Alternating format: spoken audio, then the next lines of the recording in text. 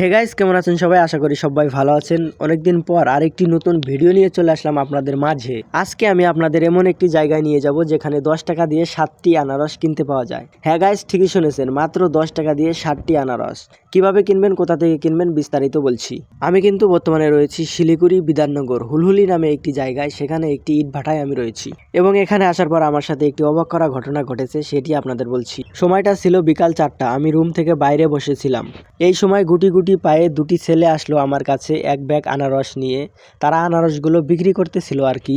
আমি ব্যাগ থেকে একটি আনারস হাতে নিয়ে বললাম, এটার দাম কত? তারা বলল, তুমি কত দিবা বলো। আমি বললাম 10 টাকা দিব। তারপর আনারসের ব্যাগটি আমার হাতে দিয়ে তারা বলল, ব্যাগটা খালি করে আনো আর টাকাটা আনো। আমি কথাটা শুনে পুরো 1 মিনিট আকাশের দিকে তাকিয়েছিলাম আর মনে মনে ভাবলাম, এরা মনে হয় মাল খাওয়ার জন্য বসেছে, কিন্তু চাকনা কেনার টাকা নাই, তাই আনারসগুলো বিক্রি করতে এসেছে। তারপর আমি আনারসের ব্যাগটি হাতে নিয়ে কষা একটি দৌড় মারলাম রুমের দিকে। আনারসগুলো রুমে রেখে 10 টাকা হাতে নিয়ে ব্যাগ আর 10 টাকা তাদের দুজনের হাতে ধরিয়ে দিলাম। তারা ব্যাগ আর 10 টাকা নিয়ে কষা একটা হাঁটুনি মারলো তাদের বাড়ির দিকে। হ্যাঁ গাইস, আমি এখন এমন একটি জায়গায় রয়েছি যেখানে আমার দেখা মতে এই জায়গার আশেপাশে মোটামুটি 100 বিঘা জমিতে আনারস চাষ করা হয়েছে। এত আনারস চাষ করেছে এখানে যে রাস্তা দিয়ে হাঁটে যেতেছি, তাও দেখুন রাস্তার মধ্যে এই আনারসের গাছ পড়ে আছে। এদিকে শুধু আনারসের বাগান আর আনারসের গাছ গাইস। আমি আজকে আপনাদের সেই সব আনারসের বাগানে নিয়ে যাব। তো দেরি না করে চলুন যাওয়া যাক সেই সব আনারসের বাগানে। ফাইনালি গাইস, আমরা চলে আসলাম সেই অসাধারণ আনারসের বাগানে। এখানে দেখুন ছোট বড় কি সুন্দর সুন্দর কত আনারস রয়েছে এবং এই আনারসের বাগানটি দেখুন কত বড় গাইস। এইখান থেকে দাঁড়িয়ে আছি, দেখুন পিছনে কত দূর পর্যন্ত দেখা যাচ্ছে। ও গাইস, এখানে আনারসের বাগানে কিন্তু আরেকটি কথা বলে দেই, আনারসের পাতাগুলো কিন্তু চোক্কা চোক্কা এবং কাটার মতো, যেগুলো কাটা হাতে লাগে। দেখুন এই আনারসটা কি সুন্দর, খুব সুন্দর লাগছে কিন্তু এই আনারসটা। তো এইরকম ধরনের অনেকগুলো আনারস কিন্তু এই বাগানে রয়েছে। আনারসটা দেখে কিন্তু আমার একটু খাইতে ইচ্ছে করতেছি, জিভায় জল চলে আসলো। তো চলুন আপনাদের আরো এখানে অনেক অনেক আনারস আছে, সেগুলো ঘুরে ঘুরে দেখাই আপনাদের। আনারসগুলো দেখুন কত বড় একটি বাগান, এটা অসাধারণ কিন্তু লাগতেছে বাগানটি। এখানে শুধু আনারস আর আনারস গাইস। এই যে এদিকে আমার চোখে একটি লাল আনারস পড়ে গেল গাইস, লাল টিকটিকা আনারস, সেটি আমি আপনাদের দেখাইতেছি।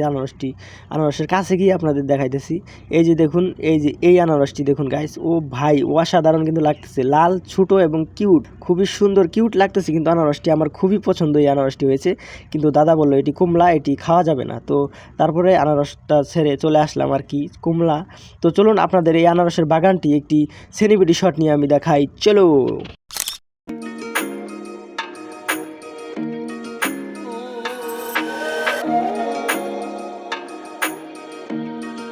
তো সেলিব্রিটি শটটি কেমন হলো কমেন্টে অবশ্যই বলবেন। এই যে একটা আনারস, এই যে একটা আনারস, এই যে আরেকটা আনারস। তো গাইস আস্তে আস্তে আস্তে এই আনারসটি দেখুন গাইস বাইন্দা রাখছে।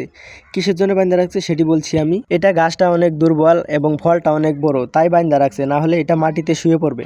আরেকটি আনারস দেখাই আপনাদের, দেখুন এই যে এই আনারসটি কত বড়, কি সুন্দরভাবে আমার দিকে কুতকুতায়া তাকায় আছে।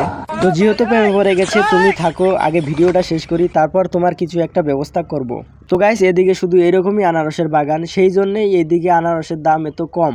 আর হ্যাঁ, এই আনারসগুলো যে চাষ করেছে, এই আনারসগুলো কিন্তু বছরে একবারই ফলন দেয়।